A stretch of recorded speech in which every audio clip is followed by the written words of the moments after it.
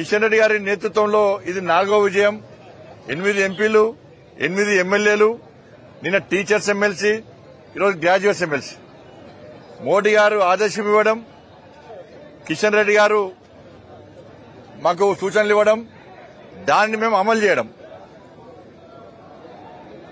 ఒకరికొకరు కోఆర్డినేషన్ తోని అందరు కలిసికట్టుగా ఇవాళ పనిచేయడం వల్ల ఈ 2 ఎమ్మెల్సీలో మేము భారీ విజయం సాధించినాం.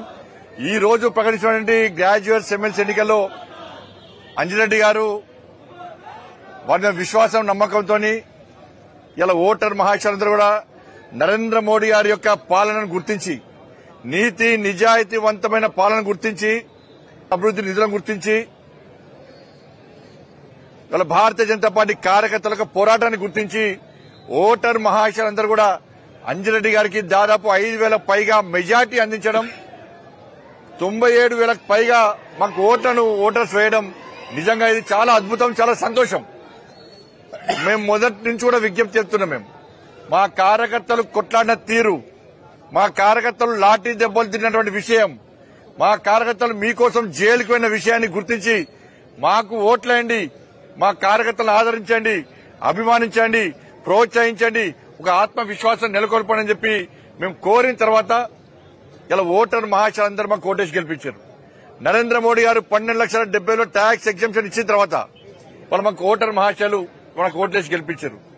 అంజిరెడ్డి గారి మీద విశ్వాసం, ఒక నమ్మకం, గతంలో ఎన్జీఓ ఆర్గనైజేషన్ పేరు మీద సమాజానికి సేవ చేయడం, అన్ని విషయాలను గుర్తించినటువంటి ఓటర్ మహాశయులు ఇవాళ మమ్మల్ని గెలిపించారు. నేను మొన్న చెప్పినా మళ్ళీ చెప్తున్నా, ఇండియా పాకిస్తాన్ మ్యాచ్ అయింది, భారత్ గెలిచింది, విజయం సాధించినాం. కాంగ్రెస్ పార్టీ ఎన్ని కుట్రలు కుతంత్రాలు చేసినప్పుడు కూడా ప్రపంచంలో భారత్ కి విజయం, ఈ దేశంలో భారతీయ జనతా పార్టీ విజయాన్ని ఎవ్వరూ ఆపలేని విషయం ఈరోజు స్పష్టమైంది.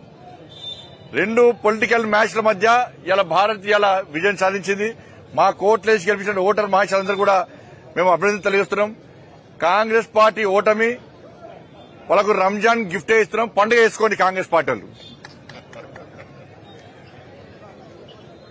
ఇలా డబ్బుల సంచులకు ధీటుగా ఓట్ల డబ్బాలు విజయం సాధించినాయి. వాళ్ళ 1,000 కోట్ల రూపాయలు వాళ్ళ పంచితే ఓట్లను నమ్ముకొని వాళ్ళన్నారు, పైసలు నమ్ముకొని వాళ్ళన్నారు, ఓటర్స్ నమ్ముకొని మేమున్నాం.